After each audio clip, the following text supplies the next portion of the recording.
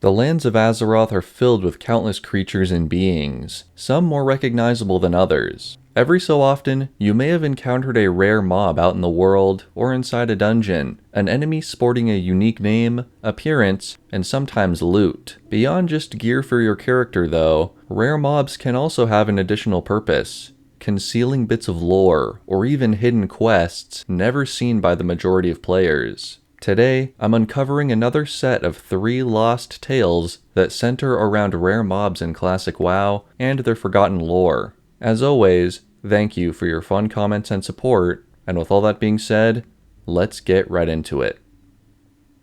Horde players may be quite familiar with the eerie Silver Pine Forest, a quiet reach of Lordaeron that has suffered much since the Third War. Though the Forsaken have fought to free this zone from the mindless scourge, many of the lost orchards and fields are still patrolled by the mindless dead, servants of the necromancer Thule Ravenclaw, who can be found nearby on Fenris Isle. Here, the Fallen Keep is defended by a legion of wrought-hide gnolls, reanimated by Ravenclaw's foul alchemy. While questing here, players might find Snarlmane, an overseer of the gnolls who can drop the Flesh Carver axe. There is nothing else apparently special about this gnoll, but there is more history to be discovered. 3 years prior, during the time of Warcraft III, Sylvanas Windrunner and her Forsaken rebels were just beginning to revolt against the Lich King. In the mission The Dark Lady, Sylvanas used her banshees to possess some of the independent parties during this civil war, including the ogre Mugthol, who we later see in Alterac, and Snarlmane, who leads the gnolls at this time. It seems that after the war, Sylvanas either banished the gnolls or decided to eliminate them due to their uncivil nature.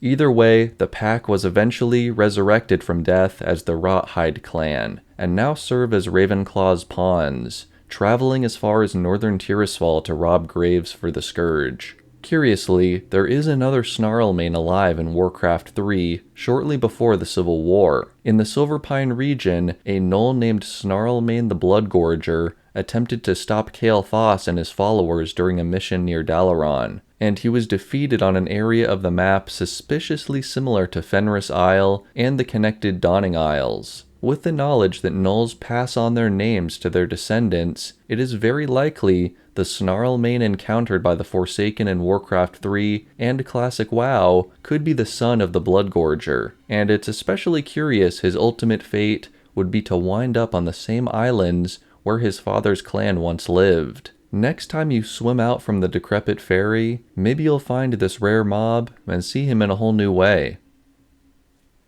Between dust storms, the glaring sun, and a pathless landscape, the Badlands are one of the least hospitable zones in the game. This effect is compounded by the many aggressive creatures that survive here, but none can compare to the great carrion bird Zeracodal. This bright red condor roams the Badlands with a vengeance, easily taking down unaware players in this level 40 zone. As a level 55 rare elite, this bird really stands out, but there are a couple of other things to consider here. The most obvious is its name, a reference to the Aztec wind god Quetzalcoatl. Even stranger, it's one of the only creatures in the game to put an emote in chat after killing a player or their pet, saying, "Zeracodal seems much calmer now that it has eaten the remains of player." This also triggers a unique interaction that causes the bird to switch from being aggressive to being neutral for a short period of time. Truly an anomaly. While this is the oddest thing you can discover with this creature now,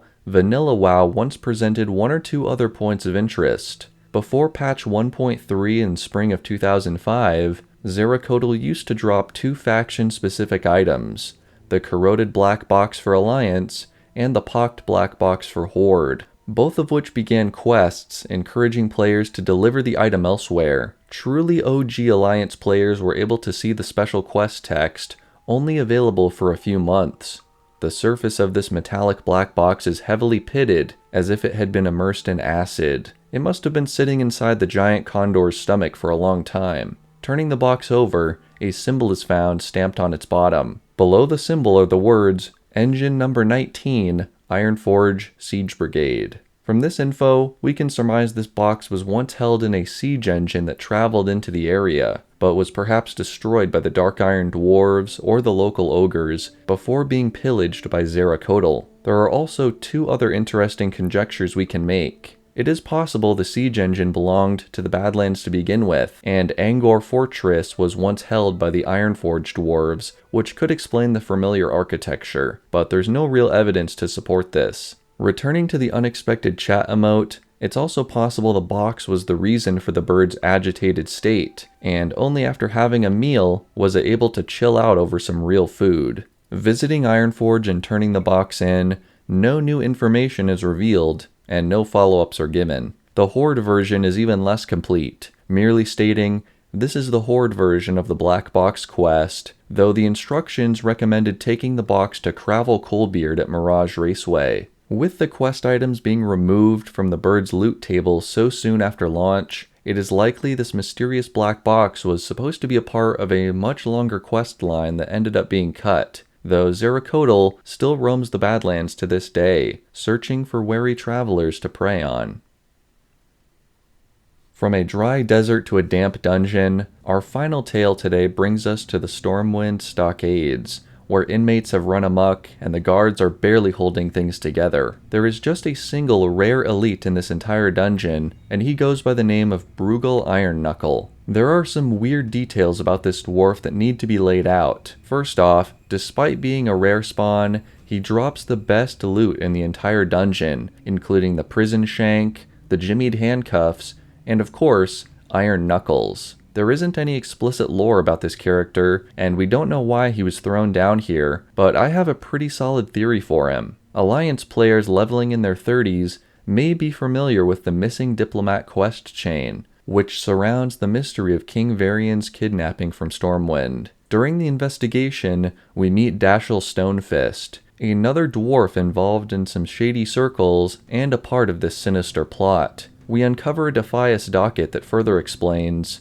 "Our first plan has already failed. Fist was successful in switching the guard roster for the tunnel shifts that evening, but due to some unforeseen events by some of the citizens of Stormwind, our target was able to flee from the scene before we could capture him, but we planned for such contingencies." From this, we know that Stonefist had a deal with the Defias to stage the kidnapping in the tunnels underneath Stormwind, but he was unsuccessful.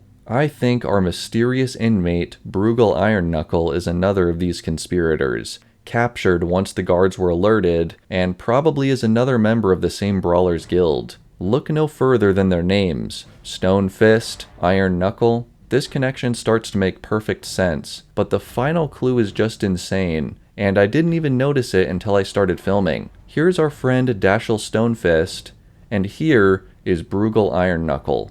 I don't even need to tell you the resemblance is uncanny, and the use of the exact same model and outfit is very telling in my opinion. Are these two brothers who have adopted different names? Twins even? We have no official answers, but I'd like to think all these little clues mean something, and I'm just happy to present them all to you today. A few lost pieces of the Missing Diplomat saga that most players have probably never heard before. Thank you all so much for watching, and until next time, may the Force be with you.